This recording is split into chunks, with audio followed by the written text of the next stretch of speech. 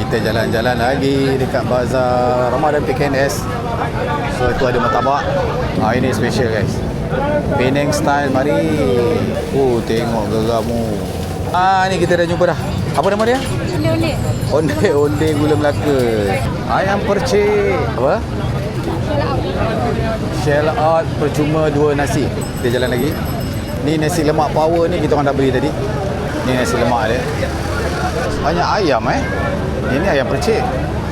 Hari ni hari kelima Ramadan. Donat laris. Donat susu. Ini coconut shake pun nampak macam sedap. Nak? Avocado. Bang, avocado yang besar yang kecil berapa beza harga bang? Medium 5, besar 8. Dia ada 2 side. Satu side sini. Satu lagi side belah sana. Martabak pun ada. Ramai customer di belah tu. Ini panjang ni sampai dekat ujung sana. Kita dapat tepung pelita kan? Puasa-puasa dia nak masuk benda lembut-lembut ke dalam perut. Payah jaras ada. Misi mencari tepung pelita. Tembikai dia. Ni popiah SS Ali. Ini popiah favourite kita orang tau. Sedap kopi ada. Beli kan tak makan pula kan. Jangan ikut nafsu sangat lah. Okay. Bang Negeri Roti John Sempoi.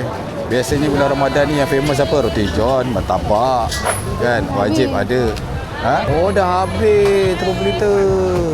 Tinggal bang, buku bang. Macam mana buku puasa? Kebab pun ada. Kebab. Colek-colek. Kopi. Nasi biryani batu pahat. So tak adalah kita punya tepung pelita. Ada. So selain daripada tepung pelita nak beli apa? Tak ada Nak lah. beli air mineral saja. Ni kita patah semula. Bazar sini kalau datang susah sikit nak parking. Kita parking dekat tasir. Kalau parking tepi-tepi jalan ni takut ada rela ni halau. Pandai-pandailah cari parking.